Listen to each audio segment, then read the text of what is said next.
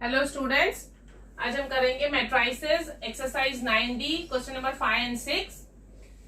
Evaluate दो matrices दी हुई है जिसमें कुछ ट्रिग्नोमेट्रिक रेशियोज दी गई हैं। ट्रिग्नोमेट्रिक रेशियोज का चैप्टर क्योंकि आपका अभी फिलहाल हुआ नहीं है शायद, तो आपको ये वैल्यूज जो है याद करनी पड़ेंगी। जब वो लेसन हो जाएगा ऑटोमेटिकली आपको टेबल याद हो जाएगा, फिर आप खुद से ये वैल्यूज लिख सकते हैं। क्योंकि आपको अभी वो याद नहीं होगी इसलिए मैं आपको वैल्यूज पहले बता रही हूँ। cos 45 is 1 by root 2, sin 30 होता है हाफ, cos 0 होता है 1, sin 0 होता है 0, sin 45 की वैल्यू होती है 1 by root 2, cos 90 होता है 0, sin 90 होता है 1 और cot 45 होता है 1। ये कुछ वैल्यूज है ट्रिग्नोमेट्रिक रेशियोज की जो आपको याद रखनी है। जब वो लेसन हो जाएगा आपको खुद याद हो जाएगा, तो डोंट टेक टेंशन। अब हम इसमें ये सारी वैल्यूज डाल देंगे। तो हमारी जो पहली मैट्रिक्स है यहां पर मैं लिखूंगी 1 by root 2 half root 2 into 1, cos 0 क्योंकि 1 होता है, रूट 2 इंटू 1 हो जाएगा रूट 2, साइन 0 0। तो पहली मैट्रिक्स एक्चुअली ये है जिसे उन्होंने इस फॉर्म में दिया है। अब यहां पे वैल्यूज डालिए, तो 1 by root 2 0 1 1, ये मेरी दूसरी मैट्रिक्स है। अब इसका हमें क्योंकि प्रोडक्ट निकालना है, हर दफा मैं आपको याद दिलाती हूँ एक छोटा सा रफ आप यहाँ पे टेबल बना लीजिए कि 2 by 2 का मैट्रिक्स है दोनों भी, तो आपका आंसर भी 2 by 2 का होगा। इसीलिए 2 by 2 का एक मैट्रिक्स बनाइए छोटा सा, जिसमें आप किस तरीके से एलिमेंट लिखेंगे वो लिखेंगे 1 1 जा, 1 2 जा, 2 1 जा, 2 2 जा। ये रफ डायग्राम बना लेंगे तो आपको प्रोडक्ट लिखने में आसानी होगी। अब फर्स्ट रो फर्स्ट कॉलम, ये रहा first row first column. 1 by root 2 into 1 by root 2 जब आप मल्टीप्लाई करते हैं तो इसका आंसर होता है 1 by 2, 1 1 जा 1, रूट 2 इंटू रूट 2 इज 2। तो फर्स्ट रो फर्स्ट कॉलम करेंगे तो हाफ आ रहा है। फर्स्ट रो सेकेंड कॉलम, ये फर्स्ट रो सेकेंड कॉलम, तो फर्स्ट रो क्या है 1 by root 2 into 1 by root 2 half और प्लस हाफ इंटू 1 हाफ। ये पूरा एक एलिमेंट है। First row first column, first row first column 1 by root 2 into 1 by root 2 half, half into 1 is half. तो ये मेरा एक एलिमेंट है।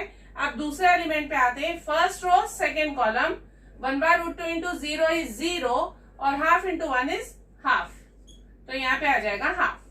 अब जाते हैं सेकेंड रो फर्स्ट कॉलम, तो ये रहा सेकेंड रो, ये रहा first column. Root 2 into 1 by root 2, जब आप करेंगे रूट 2 इंटू 1 by root 2, ये कैंसिल हो जाएगा, 1 बचेगा, this into this, plus 0 into 1 is 0, इसीलिए यहाँ पे सिर्फ 1 आएगा। अब सेकेंड रो सेकेंड कॉलम, तो रूट 2 इंटू 0 इज 0, 0 1 जा 0, ये हो गया। इसके बाद आते हैं हाफ प्लस हाफ होता है 1, ये हाफ को आप 0.5 भी लिख सकते हैं और हाफ भी लिख सकते हैं। हाफ 1 0, ये है मेरा फाइनल आंसर। जब आप इस तरीके से रफ स्केच बना लेंगे तो ये लिखने में आपको आसानी होगी। जिस तरीके से यहाँ पे दो टर्म्स आए तो ऐसा लगता है हम यहाँ लिखें या यहाँ लिखें। Actually first row first column, यानी ये फर्स्ट रो है, ये फर्स्ट कॉलम है। आप इस एलिमेंट को इससे मल्टीप्लाई करते हैं, यहाँ लिखते हैं, इस एलिमेंट को इससे मल्टीप्लाई करते हैं, वो भी यहीं लिखते हैं, और फिर इन दोनों को प्लस करके फाइनली आंसर आएगा। जब मल्टीप्लिकेशन में आप ये यहां लिख देंगे और ये यहां लिख देंगे तो रॉन्ग हो जाएगा। इस चीज को आपने दिमाग में रखना है, यही इंपॉर्टेंट चीज है। ये दोनों एलिमेंट हमें यही लिखने हैं क्योंकि फर्स्ट रो फर्स्ट कॉलम ही चल रहा है। ये फर्स्ट रो है और ये फर्स्ट कॉलम, जब तक वो खत्म नहीं हो जाता हम एक ही जगह पे एलिमेंट लिखते हैं। फिर जब फर्स्ट रो सेकेंड कॉलम की बात आएगी तो फर्स्ट रो सेकेंड कॉलम यहाँ पे आएगा। एक एलिमेंट 0 होता है तो और ज्यादा आसानी हो जाती है प्रोडक्ट में। ये हो गया आपका क्वेश्चन नंबर 5।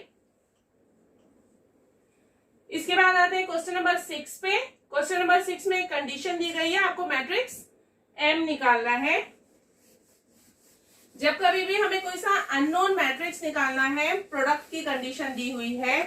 एडिशन और सब्ट्रैक्शन में तो बहुत इजी था, जो क्वेश्चन में मैट्रिसेस दिए होते हैं उनका ऑर्डर और अननोन मैट्रिक्स का ऑर्डर सेम होता है, क्योंकि addition is compatible only for those matrices which are the same order. लेकिन प्रोडक्ट मैट्रिक्स में हमें ऑर्डर फाइंड आउट करना पड़ता है सबसे पहले। तो हम मैट्रिक्स एम का order, late M B A by B, इसका ऑर्डर मुझे पता नहीं है, तो जो ए मैट्रिक्स है उसका ऑर्डर है 2/2। एम का ऑर्डर मैं ले लेती हूं ए by B.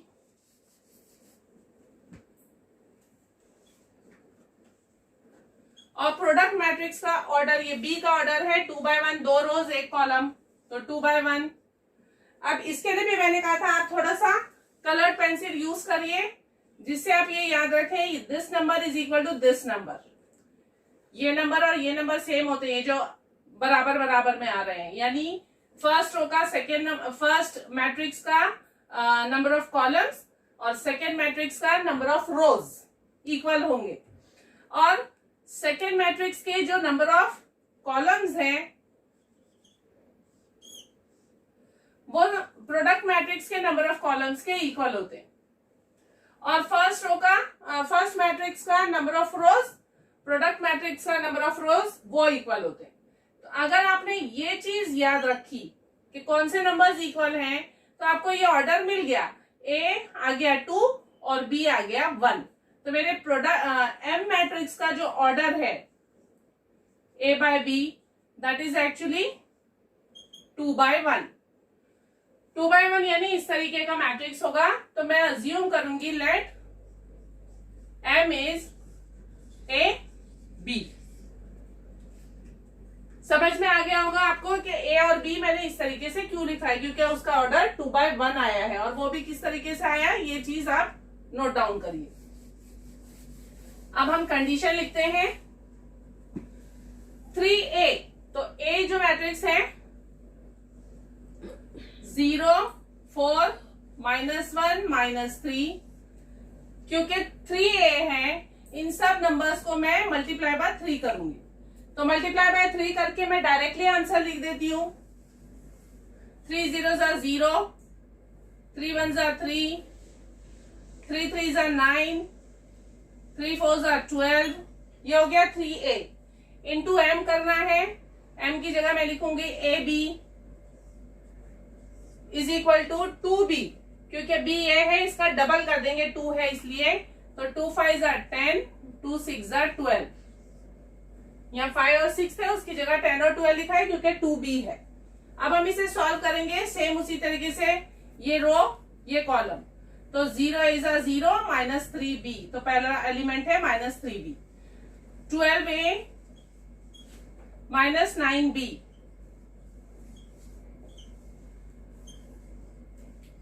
Is equal to -10, 12। अब इसको इससे इक्वेट करेंगे, -3b इज -10, सो b मेरा आ गया 10/3। माइनस और माइनस कट जाएगा, 10/3। ये है b। अब इस b की वैल्यू यहां डालेंगे, इक्वेशन लिखेंगे पहले 12a -9b, this is equal to 12, second element. अब b की जगह लिखते हैं 10/3, तो 12a -9 into 10/3 is 12। 3 ones are 3 3s are 12a -30 is equal to 12। 12a is equal to 30, यहाँ के प्लस हो जाएगा 42, सो a आ जाएगा 42/12। कैंसिल करेंगे, 6 7s are 6 2s are, a is 7/2। तो a और b की जगह हम a और b की वैल्यूज डालेंगे और m मैट्रिक्स मेरा आंसर आ जाएगा। a is 7/2 और b is 10/3. This is my final answer.